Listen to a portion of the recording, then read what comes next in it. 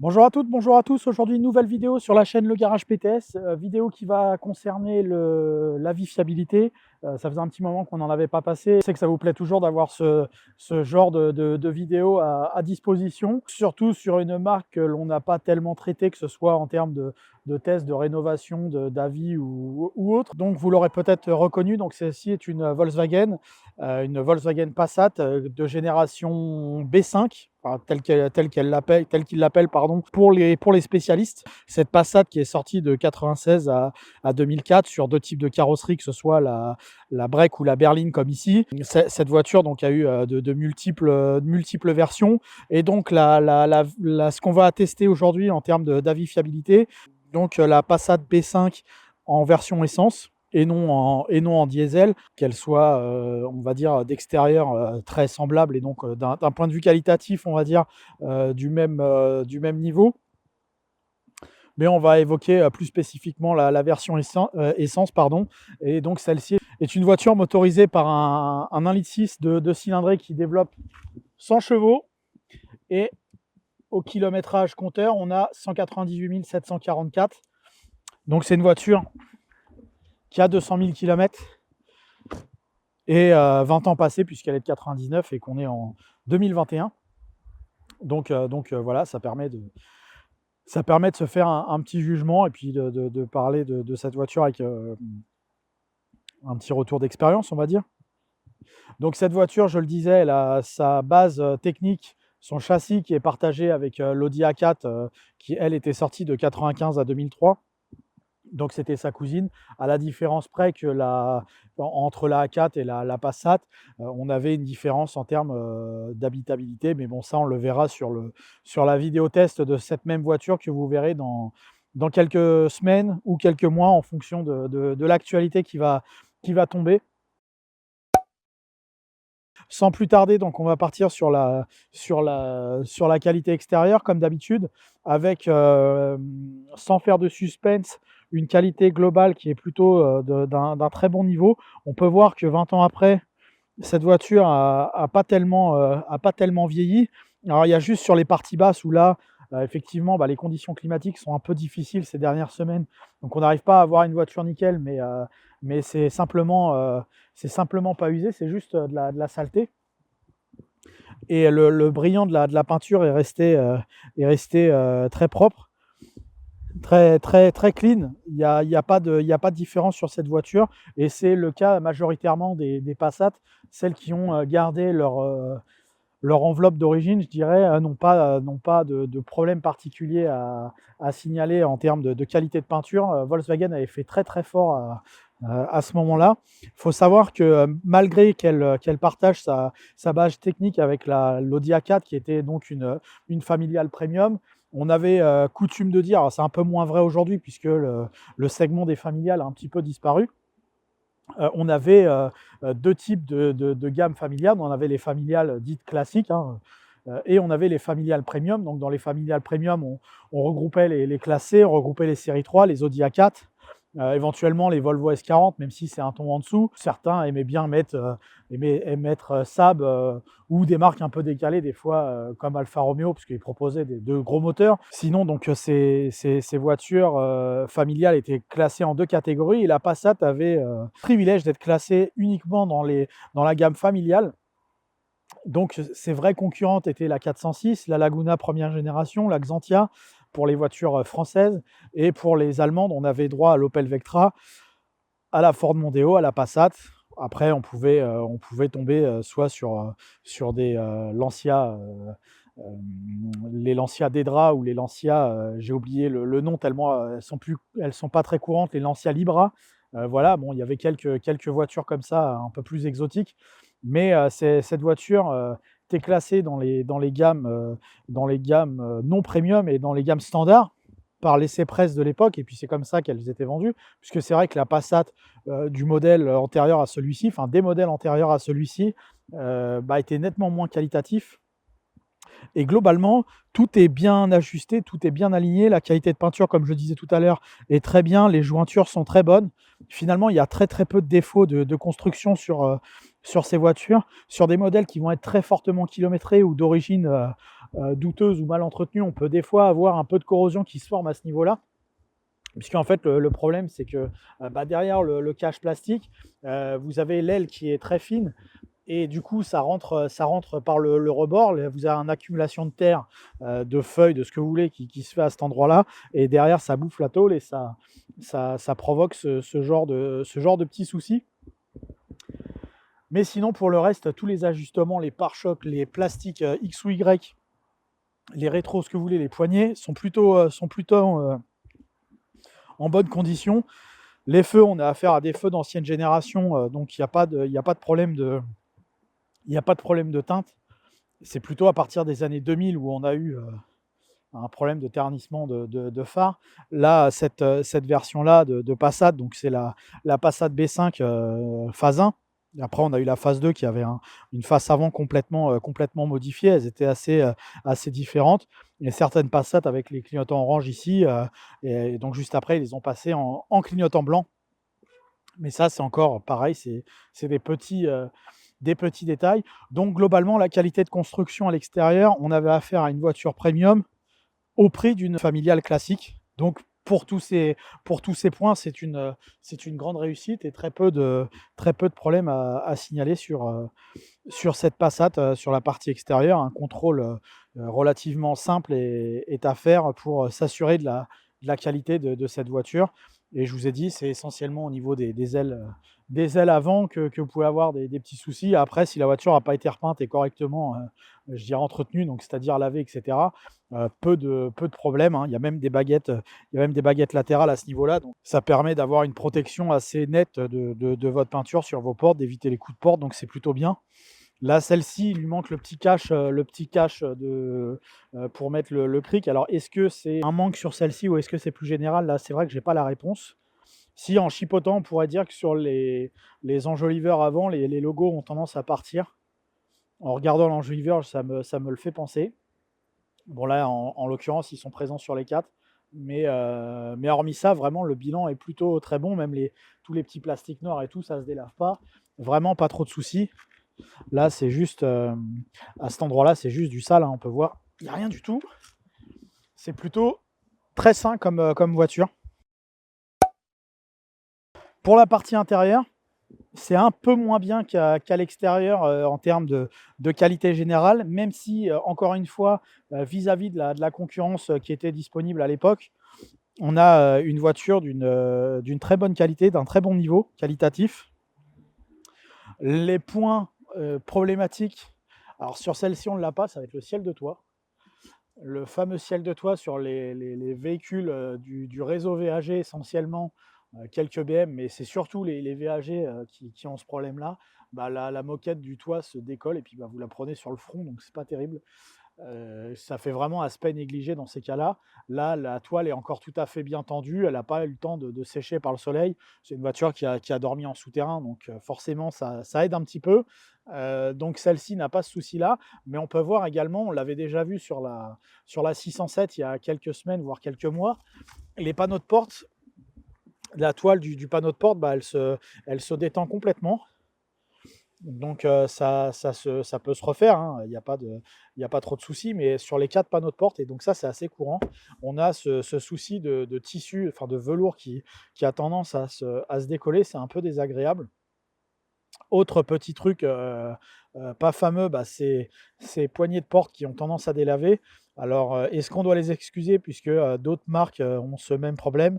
Je ne sais pas, c'est comme ça en tout cas. Il y a ce petit problème de plastique qui se délave. Les boutons de vitre électrique ont aussi tendance à avoir leur peinture qui part et la commande de feu également ont souvent les qualités de finition qui partent. Celle-ci a plutôt été bien conservée, je pense, donc elle n'a pas tous ces petits désagréments. Mais en tout cas, il faut savoir que ça existe de manière assez récurrente sur ces voitures. Autre chose que j'ai vu très régulièrement, c'est ce petit bouton pour régler les rétroviseurs qui se casse, puisqu'il ressort par rapport à la porte. Donc je pense que certains, à force de manier la poignée de porte, si on y va un peu brusquement, tac, ça doit péter le bouton. Donc c'est un petit peu dommage, j'ai vu ça pas mal de fois, donc il était mal placé ce bouton, c'est un petit peu dommage. La sellerie qui est en velours sur cette finition confort, présente un très bon niveau de vieillissement. On peut le voir, hein, cette voiture à 200 000 km, on donnerait pas cet âge de 20 ans et 200 000 km à ce siège. La mousse est encore tout à fait correcte, hein. Vous voyez, si j'appuie dessus, ça revient parfaitement bien. Le tissu est très bien tendu. S'ils avaient mis la même qualité de fabrication sur leur ciel de toit vis-à-vis de leur siège, on aurait une toute autre, un tout autre aperçu. Vous voyez, hein, la garniture, elle part aussi, hein, de ce côté-là.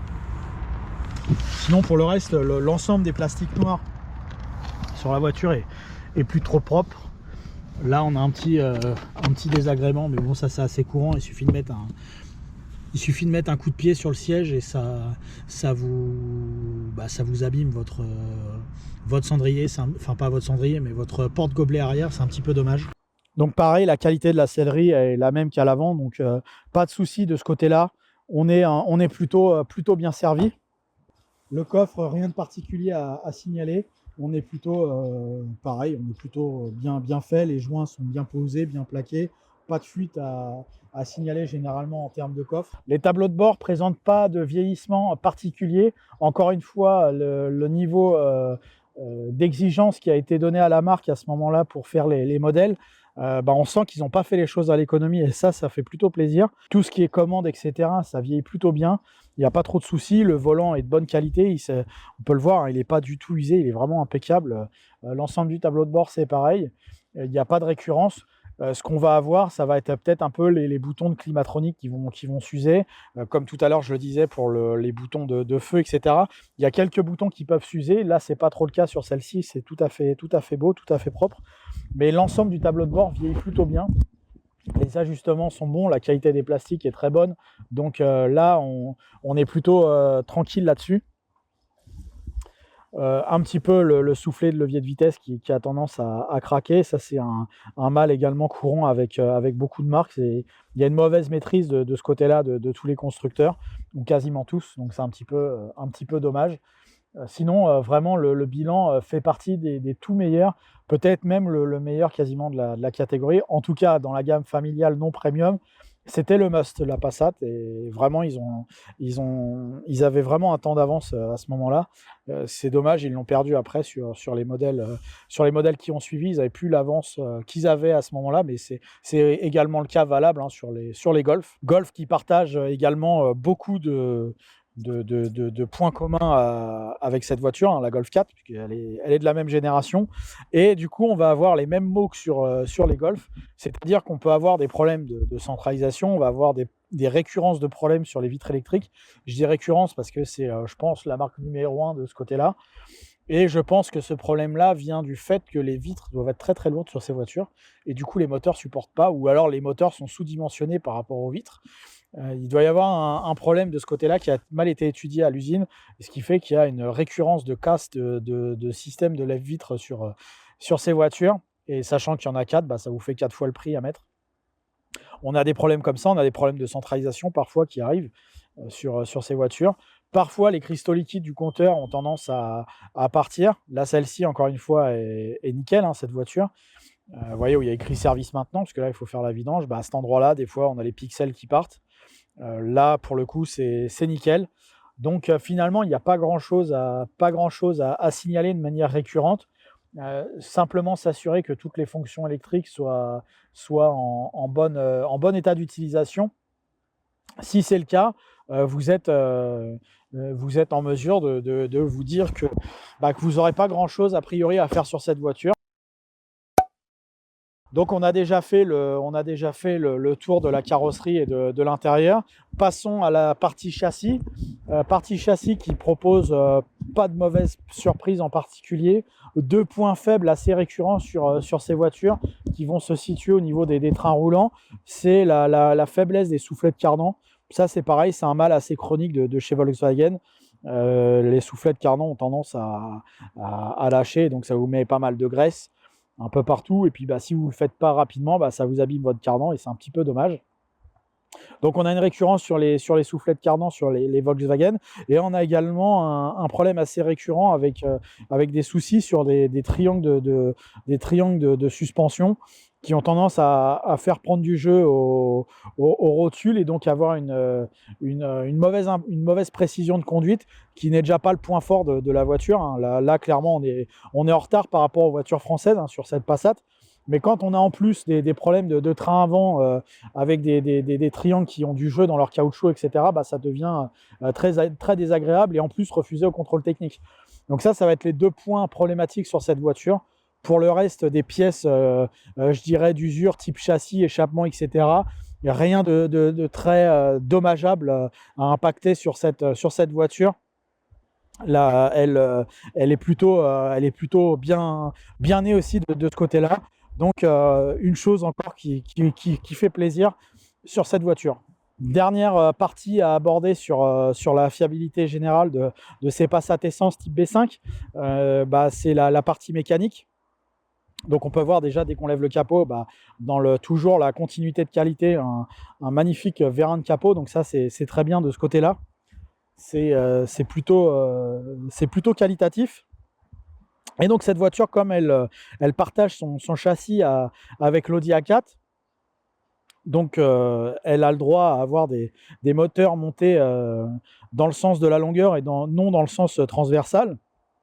Ce qui est assez étonnant, c'est que ces moteurs montés de cette façon-là ne le sont pas sont les mêmes mécaniques, entre autres, que les Golf 4, hein, sur les versions de base, hein, tout ce qui est 1,6 litre essence comme ici, ou 1,9 litre TDI. Et les voitures ont le moteur monté en long, contrairement à la Golf qui va avoir le moteur monté en transversal, donc comme ça. Donc ça apporte, il n'y a pas forcément de meilleure qualité ou de mauvaise, c'est pas forcément bien ou mal, hein. On peut voir simplement que, contrairement à BMW qui monte ses moteurs transversales, on peut voir que l'alignement du moteur par rapport au train avant est beaucoup plus avancé, donc ce qui fait que la précision de conduite est un peu pénalisée. Mais ça, c'est pareil, on le verra à une prochaine vidéo. Hormis ça, l'aspect mécanique, et du moins l'accessibilité, est tout à fait correcte. Peut-être un peu plus chiant de faire la courroie de distribution sur cette voiture. Il n'y a peut-être pas énormément de place, puisqu'on peut voir qu'on est assez vite sur le radiateur, alors que quand vous avez le moteur de ce côté-là, surtout avec une grosse voiture comme ça, vous avez une accessibilité mécanique qui est plus intéressante. On peut voir que la batterie est en plein milieu, hein, pour essayer d'équilibrer les masses, encore une fois. Hormis ça, on va avoir quelques problèmes réguliers, réguliers, je dirais communs avec d'autres moteurs essence de la même génération, des petits problèmes de bobine, de bougies d'allumage, mais finalement rien de très compliqué. C'est un peu plus délicat sur les versions multi-soupapes. Ils avaient lancé des moteurs à 20 soupapes. C'est un petit peu plus complexe de ce côté-là. Il va y avoir une demande d'entretien un peu plus importante, et à être plus affirmée, je dirais. Mais globalement, le niveau d'usure de ces voitures au niveau mécanique est plutôt très bon. La courroie est à changer tous les 90 000 km. C'est un petit peu plus court que beaucoup de modèles équivalents, qui sont plutôt à 100, 120, voire 150 000 km. Là, la préconisation constructeur, c'est tous les 90 000 km. Assurez-vous que ce petit détail a été fait pour pouvoir profiter de votre voiture pleinement. Dernier point, quelquefois on peut avoir le système d'ABS qui pose problème. Des fois c'est le capteur, mais c'est assez rare. C'est plutôt la pompe en général qui se situe ici. Donc c'est ce boîtier-là à faire remplacer. Ça demande une certaine technicité. Tout le monde ne peut pas faire ce genre d'opération. Donc assurez-vous que le voyant ABS est bien éteint sur la voiture avant de l'acquérir éventuellement. Voilà, je pense avoir fait un bilan assez complet de cette voiture, qui est encore une fois très bien née. Je le disais tout à l'heure en aparté, mais cette génération de Passat, pour moi, c'est la meilleure. C'est celle où ils n'ont pas trop regardé à l'économie, je pense, pour la faire. Alors bien sûr, les Passat actuels vont être beaucoup plus modernes d'un point de vue d'un point de vue esthétique, technologique, etc. Par contre, l'avance qu'avait cette voiture par rapport à la concurrence, hein, quand cette voiture est sortie en 95-96, faut voir ce que proposait la concurrence. Cette voiture avait beaucoup d'avance, ce qui n'est plus le cas aujourd'hui. La différence entre une 508 et la Passat actuelle n'a rien à voir avec ce qu'était la 406, qui était une très belle voiture et une très bonne voiture. Mais vis-à-vis de cette Passat, ça faisait tout de suite du toc de partout. Et encore aujourd'hui, cette voiture, d'un point de vue qualitatif, n'a pas du tout vieilli. C'est pourquoi je lui accorde une note de 16 sur 20, qui est vraiment une très bonne note, puisque hormis quelques petits défauts esthétiques, surtout à l'intérieur, et s'assurer que la voiture fonctionne bien mécaniquement et qu'elle était entretenue, si c'est le cas, vous allez avoir une voiture qui va aller très loin. Et ça, c'est un grand plaisir, puisque aujourd'hui, en plus, les cotes sont relativement basses sur ces voitures. Donc, c'est peut-être le moment pour vous de découvrir ou de redécouvrir cette génération de Passat. Voilà, merci à vous d'avoir suivi cette nouvelle avis fiabilité. Merci encore pour votre fidélité sur la chaîne Le Garage PTS. À bientôt sur Facebook, YouTube ou Instagram. Merci à vous, à bientôt.